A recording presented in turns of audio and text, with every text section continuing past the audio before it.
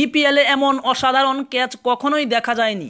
আন্তর্জাতিক ক্রিকেটেও হাতে গোনা যে কয়েকটি চোখ ধাঁধানো ক্যাচ দেখা গিয়েছে, এটি তার সমমানের। আজ বিপিএলের মঞ্চে রংপুর রাইডার্স বনাম ঢাকা ডায়নামাইটস ম্যাচে এমনই অসাধারণ এক ক্যাচের শিকার হলেন ক্যারিবীয় দানব ক্রিস গেইল। ক্যাচ নিলেন তার দুই স্বদেশী আন্দ্রে রাসেল এবং কায়রন পোলার্ড। হ্যাঁ, এই ক্যাচ নিয়েছেন দুজনই। শুভাগত হোমের করা তৃতীয় ওভারের প্রথম বলে সবাই একটা ছক্কা হাঁকিয়েছেন গেইল। গ্যালারি এবং টিভির সামনে বসা দর্শকরা একটু নড়েচড়ে উঠেছেন ক্যারিবীয় ঝড় দেখার জন্য।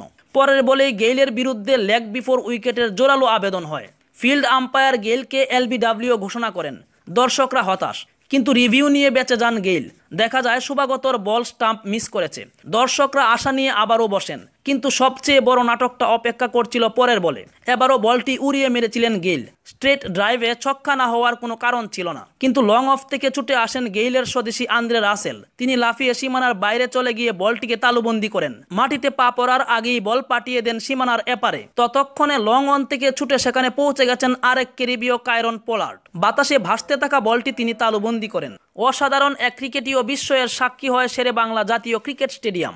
আম্পায়ার সিদ্ধান্ত দেওয়ার আগে তৃতীয় আম্পায়ারের সহায়তা নেন। বল ছোড়ার আগে রাসেলের পা সীমানার বাইরের মাটি স্পর্শ করেছিল কিনা দেখা জরুরি ছিল, কিন্তু রাসেল এতটাই নিপুণভাবে কাজটা করেছেন যে সন্দেহের কোনো অবকাশ থাকেনি। তাই 9 বলে 1 ছক্কায় 8 রান করা গেইলকে হতভম্ব হয়ে ফিরতে হয় প্যাভিলিয়নে। শেষ হয় ঘটনাবহুল একটি ওভারের। নিঃসন্দেহে এই ক্যাচ বিপিএলের সেরা স্মৃতিগুলোর অন্যতম হয়ে থাকবে। ভিউয়ার্স, আমাদের চ্যানেলে নিত্য নতুন আপডেট পেতে সাবস্ক্রাইব লেখার উপর ও বেল বাটনে চাপ দিন।